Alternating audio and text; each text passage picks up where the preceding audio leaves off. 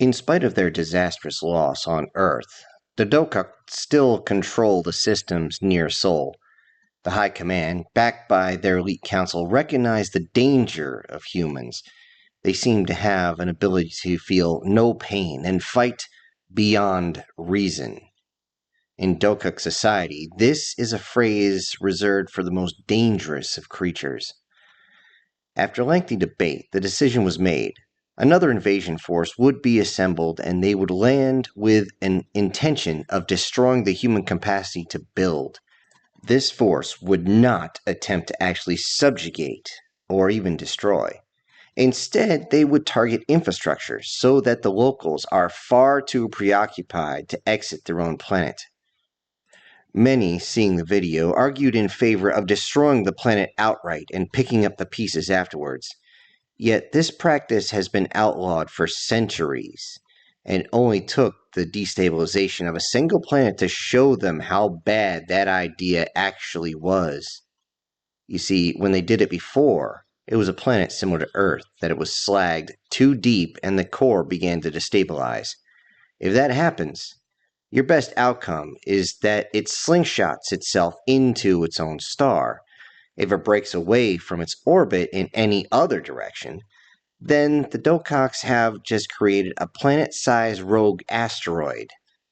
Something like that can easily cause issues passing through any system it goes through. Worse would be if the planet destabilizes enough that it will explode.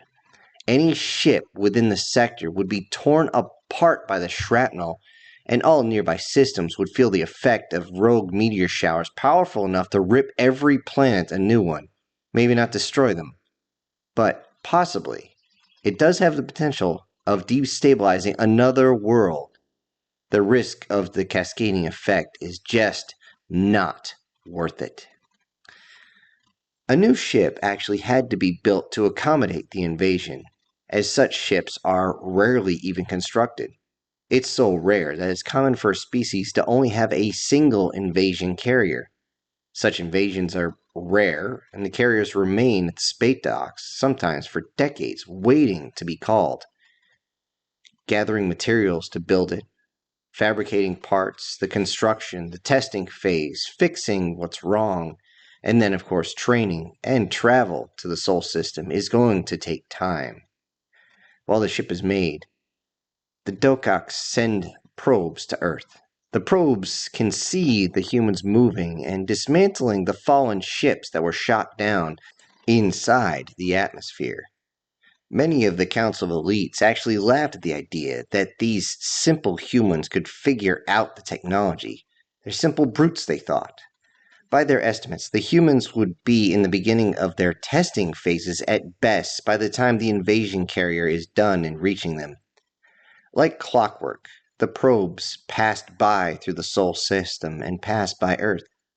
Like clockwork, the intel analysts grew a bit more concerned with each time. Like clockwork, they checked the previous invasion corridor. Due to this, the probes entered a regular schedule, and this made them very easy to predict. No one understood the satellites that were being placed in orbit around the planet. That is, until one of them fired a guided munition with a chemical propellant. Many watched the video believing the explosive would simply burn the hull of the probe with an explosive.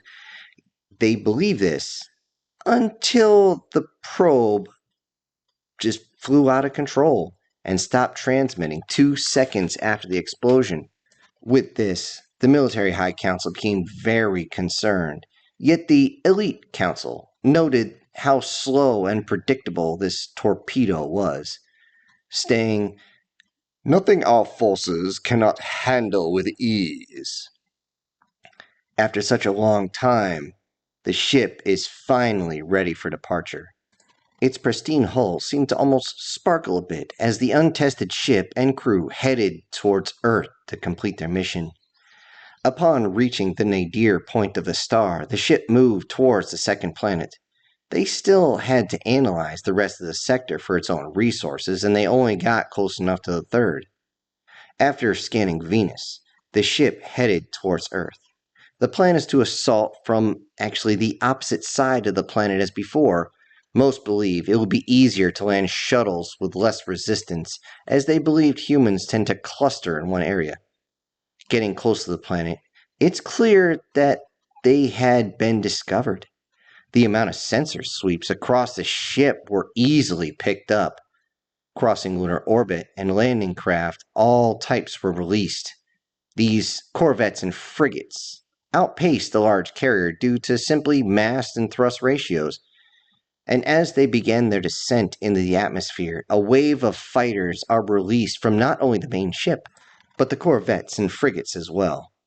These fighters move much faster than the corvettes, and they pass by the larger ships and begin to head down towards the surface as they glow from the heat of the atmosphere. The carrier looks on as its sensors still have issues with Earth's strange gravimetric field. What they can tell is a lot of craft and ordnance is climbing straight up to meet the forces. Yet something's odd. About halfway up, signals seem to double, then triple, then quadruple. They weren't sure what the hell was going on. Was it a glitch? Was it an echo? What was it? Yet it wasn't long before they realized there was a massive amount of ordnance in the shape of missiles that suddenly filled the air. The fighters immediately used their countermeasures and began evasive maneuvers. At a loss of 20 more percent, the fighters of the invasion fleet move forward, and the invasion continues. The captain of the invasion carrier breathed a sigh of relief he didn't know he was holding, as he believed that they made it through the initial volley, and if this was it, things were going to be a lot easier. That is, until the corvettes and frigates began to call for assistance. The missile swarm turns out to be targeting the larger ship and didn't actually give a crap about the fighters. They fired their point defense cannons and launched their countermeasures, but 69% of the large invasion ships were either hit directly, critically, and had to abandon ship, or turned into flaming metal death as they plummeted towards the surface. As the invasion fighters tangled with the Earth fighters, all of them, friendly and enemy, had to be aware of falling ships and debris that every once in a while would take one of them out, even though they weren't even in combat at the moment. The invasion aerospace fighters were robust, but lacked maneuverability in an atmosphere. Many of the aircraft built in the past 30 human decades from humans themselves could easily outmaneuver the aerospace fighter. If not for the turrets on each side of said aerospace fighters, it would have been a turkey shoot. Yet, one of the things they couldn't understand, at least at first, was a maneuver that shocked them, and it was if the aerospace fighter got behind a human fighter, the human fighter would seemingly pull its nose up really hard, lifting it up so it made a very nice target. Yet because of this, it would lift up slightly, and then suddenly slow down as the aerospace fighter was unable to do anything at that point. Once it slowed down, it would pass by the aerospace fighter and then drop its nose, and then the human fighter was in perfect position to fire. This would add more to the metal rain that came down, as the aerospace fighter would usually be lit up with whatever ordnance was armed at that point. On the ground, everyone looked up to watch the battle. At least for a while, they watched the explosions and the trails of smoke all over the place. The invasion corridor led from 1,700 kilometers south of Sicily and was supposed to end at 2,500 kilometers north of Sicily, using the planet's own rotation. The corridor spread pretty wide, from the Suez Canal all the way to Casablanca. All along the northern countries of Africa, flaming debris all of a sudden started crashing down. The human fighters did not cause much damage, as if they landed, there was just a fireball and that was it. And then, of course, the parachute coming down. But the invading aerospace fighters would crash and explode with a radius of 950 feet of complete and absolute destruction. For some reason, the alien power supply, if it started up in space and then came down into the atmosphere, would be slightly unstable. It wouldn't explode due to heat alone as it burned in, but you add the pressure of coming in at terminal velocity and kablooey. The corvettes and frigates would do the same, yet the explosion of the engines was enough to end entire cities. Many watched from live feeds as entire cities like Cairo, Sirte, Tripoli, Tunis, and Omar and Tangier were wiped off the map. When a corvette crashed into the ocean just south of Malta, the explosion caused a tsunami that ended Malta itself. It was wiped off by the wave that was coming through. Half of Sicily fell to the same fate, and, of course, all of Tanzania. This is not counting the countless other small cities, towns, and villages that were completely wiped off, clean, by the rush of water.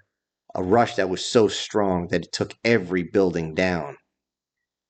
It wasn't until the invasion force pushed into Europe that they finally began to drop their forces off, as they were finally low enough to do so.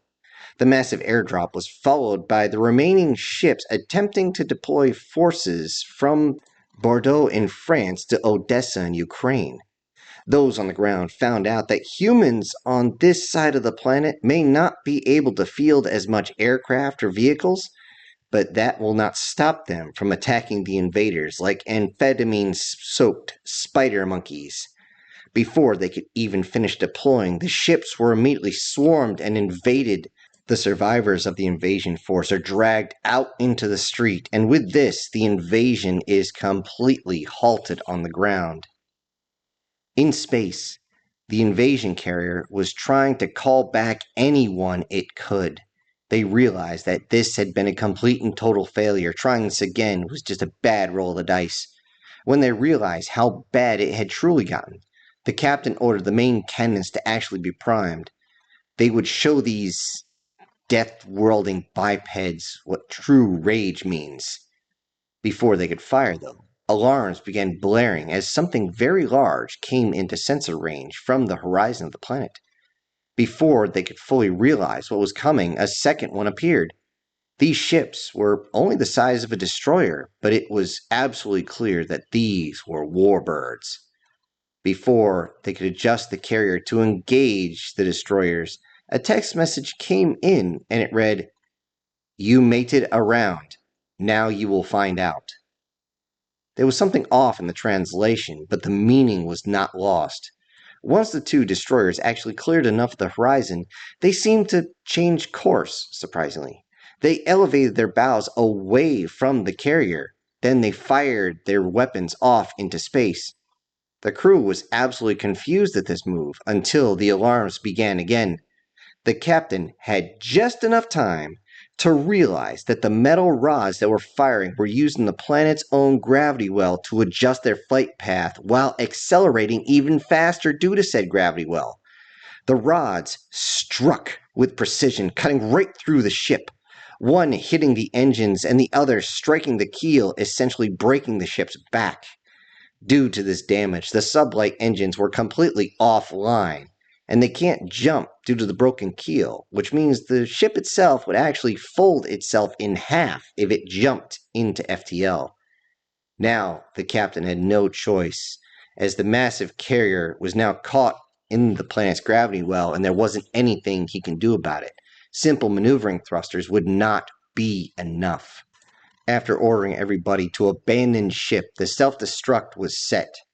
As the lifeboats are launched and start to head towards the surface, the captain stops and looks at his new ship one last time. Then he gets on his boat, and once he is gone, the timer begins to tick down. From his position, he can actually see the ship and watches and waits. He sees the timer on his own HUD go down to 0, and the charge blows the ship in half. The command crew all see this, and they curse that the strike from the human destroyers and made hole just big enough to mitigate the damage of the scuttling charge. It would not destroy the ship outright. Then they thought for a moment, and they grinned at the implications of what this truly meant. The lifeboats reached the surface long before the carrier even started to come down. Once on the ground, the command crew did what they were trained to do, and they sent their final message along with the ship logs to the carrier. Reason being is the carrier would load everything into a probe and launch it straight into space. At least they hoped so, but they kept seeing an error message. They worried about this. They worried that the probe wouldn't launch. As it turned out, the hatch was halfway stuck, and it struggled back and forth until it finally fully opened. Realizing it was away, they all waited for what was coming now that they could see the ship starting to enter the atmosphere. The bow of the ship came first. Tumbling through the atmosphere, it flew south and ended up crashing into the Mozambique just west of Miami. So much mass hitting caused a wave of destruction equal to that of a supervolcano. The shock wave is actually enough to end everything within 900 kilometers in any direction. Even those as far away as Mambia and Angola had windows burst and their houses shaken up to cause structural damage. The only thing left of the bow of the carrier when everything was said and done was one mighty big hole. The stern of the ship took much longer as bursts of random energy from compartments made the ship lurch sideways this, that, and the other before it started on its way down.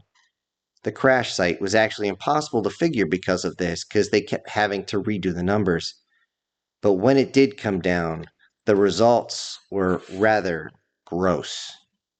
The ship ended up tumbling towards Armenia, almost to the border of Turkey and Iran. As the fireball came down through the atmosphere, the engines actually reached critical mass and exploded somewhere between 25,000 and 31,000 feet. The resulting ball looked like a blue sun was actually on Earth, and if anyone was staring directly at it, their corneas were scorched into the back of their skull.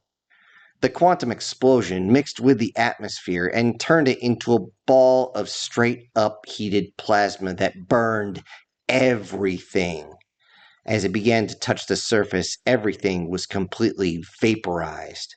Flora, fauna, even water, all the way to bacteria was just gone. From the Turkish capital to the center of Kershmenia, all the way to the border of Kuwait, the earth is now scarred. A giant black circle that can be seen from space is all that remains once the fireball broke away. When the images were shown to all of humanity, for the first time, they were all united as they only had one thing in mind. When the Dokak Military High Command shows their elite council, they speak with complete scorn as they didn't want to go back to Earth. They were mad because more of their own had been lost due to the elitist pride that demanded that they take this planet. The elitists, as clueless as ever, stated, "We do not understand. It should have been easy to keep them stuck on their homeworld."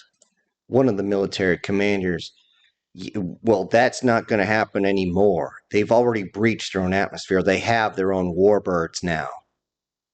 The elitists simply looked at each other, discussed it for a while, and simply said, "Well, at least it should be easy to keep them limited to their own sector, right?"